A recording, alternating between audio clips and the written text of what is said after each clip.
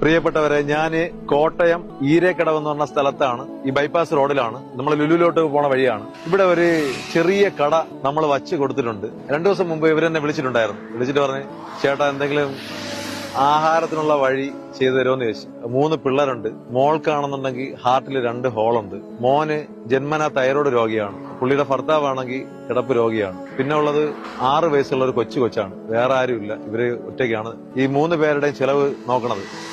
അപ്പൊ എന്റെ അടുത്ത് പറഞ്ഞപ്പോ എനിക്ക് തോന്നിയ ഒരു ഐഡിയ ആണ്. ഡെയിലി ഒരു 25 ഊണ് വിറ്റ് കഴിഞ്ഞാൽ അവരെ കാര്യം നടക്കൂലെന്ന് നേരിച്ചിട്ട് ഒരു ചെറിയൊരു കട തുടങ്ങാനുള്ള അത്യാവശ്യം വേണ്ടുന്ന പാത്രങ്ങളും അരിയും സാധനങ്ങളും പലവ്യഞ്ജനങ്ങളൊക്കെ ഞാൻ വാങ്ങിച്ചു കൊടുത്തു അവർക്ക്. അതുകൊണ്ട് അവര് ഇന്നോട്ട് ഇവിടെ ഒരു കട തുടങ്ങി. ഇന്ന് 15 ഊണ് വിറ്റെന്ന് പറഞ്ഞു.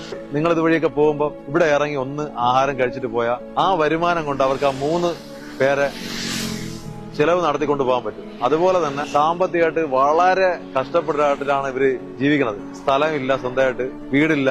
ഒരു വീട് വാടകയ്ക്ക് താമസിക്കണമെന്നുണ്ടെങ്കിൽ ഫുള്ള് ചോർന്നൊലിച്ച് വല്ലാത്തൊരു അവസ്ഥയാണ്. സത്യം പറഞ്ഞാൽ ആ പിള്ളേര് കിടക്കുന്ന മെത്തേരെ അടിയിൽ ഫുള്ള് നനഞ്ഞിട്ടാണ്. അതിന്റെ പുറത്ത് തുണിയൊക്കെ ഇട്ടിട്ടൊക്കെയാണ് പിള്ളേർ കിടക്കുന്നത്. പിള്ളേർക്ക് ഇടാൻ തുണികളില്ല. പറ്റുന്നുണ്ടെങ്കിൽ നിങ്ങൾ കോട്ടയത്തുള്ള ഒരുപാട് നല്ല ആൾക്കാരുണ്ടെന്ന് എനിക്കറിയാം. ഒരുപാട് വലിയ മനസ്സുകൾ ഇവിടെ ഉണ്ടെന്ന് എനിക്കറിയാം. പറ്റുന്നവര് ഈ വീഡിയോ ആരെങ്കിലും കേൾക്കണമെങ്കിലാ ഇവരെ ഒന്ന് സഹായിക്കണേ. സാമ്പത്തികമായിട്ടായാലും അവർക്ക് കൊച്ചുങ്ങൾക്ക് തുണിയെടുത്തിട്ടായാലും എന്തെങ്കിലുമൊക്കെ നിങ്ങളെ കൊണ്ട് പറ്റണ സഹായം. എന്നെ കൊണ്ട് പറ്റണത് അവർക്കൊരു ചെറിയ ഉപജീവന മാർഗം തുടങ്ങി കൊടുക്കാൻ പറ്റി.